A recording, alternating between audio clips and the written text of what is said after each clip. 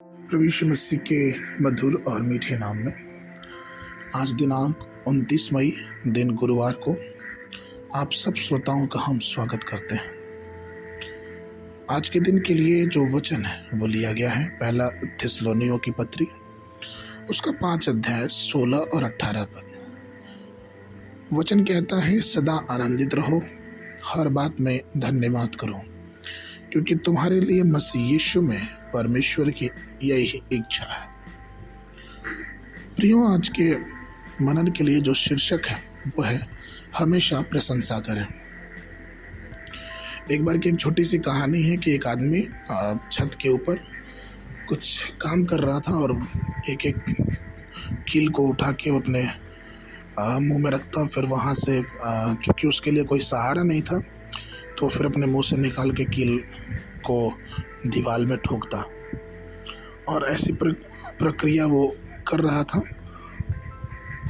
अचानक वो जोर से चिल्लाया कि प्रभु आपका धन्यवाद, प्रभु आपका धन्यवाद। और उसके नीचे जो व्यक्ति खड़ा था उसने पूछा, अरे ये क्या हो गया? तो उस व्यक्ति ने जवाब दिया कि मालूम, अचानक जब मैं वो कील, छोटा सा कील अपने मुंह में रखा था, वो अचानक मैंने निगल लिया। अरे तो निगल लिए तो तुम धन्यवाद दे रहे हो? तो उस व्यक्ति ने कहा कि धन्यवाद हो क्यों, मैं निगल लिया और मुझे कुछ हानि नहीं हुई। प्रियो, ये बड़ी अजीब बात है, लेकिन सच तो ये है प्रियो कि हमारे और आपके भी जीवन में ऐसी बातें होनी चाहिए। हम इस बात के लिए हमेशा सोचते हैं कि हमारे पास ये हो जाए, वो हो जाए, ऐसा हो जाए, ऐसा हो जाए, लेकिन हम कभी परमेश्वर को धन्यवाद उस बातों के लिए नहीं देते जो हमारे पास है। वो सारी चीज़ें जो परमेश्वर ने हमको दिया है, परमेश्वर ने हर प्रकार के बातों से हमें नवाजा है, और सबसे बड़ी चीज़ कि उसने अपने उद्धार को हमारे ऊपर प्रकट किया है। क्या ये परमेश्वर को धन्यवाद के योग्य बातें नहीं हैं? रोमियो की पत्री 8:28 कहता है, और हम जानते हैं कि जो लोग परमेश्वर से प्रेम रखते हैं उनके लिए सब बातें मिलकर भलाई को उत्पन्न करती, अर्थात उन्हीं के लिए जो उसकी इच्छा के अनुसार चलते। प्रियो, एक छोटी सी घटना जो हम बार बार सुनने को मिलती है और वो है अय्यूब का जीवन। इतना सब कुछ होने के बाद भी अय्यूब पहला अध्याय उसके 21 पद में कहता है कि मैं अपनी माँ के गर्भ से नंगा निकला और नंगा ही लौट जाऊंगा।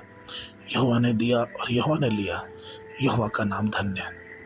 आज के समय में प्रियो, क्या हम अपने जीवनों में ऐसी बातें कर सकते हैं कि हम हर समय परमेश्वर को धन्यवाद दें, उससे कहें प्रभु आपका धन्यवाद, प्रभु आपका धन्यवाद आपकी सारी आशीषों के लिए, चाहे सुख हो, दुख हो, गरीबी हो, कंगाली हो, और सब चीज़ों की बहुतायत भी क्यों ना हो, हर समय हर पल हमें प्रभु को धन्यवाद देना है।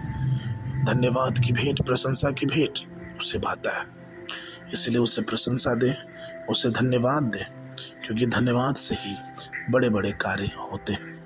आगे मनन के लिए दूसरा सामुएल की पुस्तक उसका 22 अध्याय 47 पद। यहोवा जीवित है, मेरी चट्टान धन्य है, और परमेश्वर जो मेरे उद्धार की चट्टान है उसकी महिमा हो। बाइबल अध्ययन के लिए सुबह के समय दूसरा इतिहास 7, 8 और 9 अध्याय, संध्या के समय यूहन्ना उसका 11 अध्याय 1 पद से लेके 29 पद तक। परमेश्वर आप सबको आशीष दे।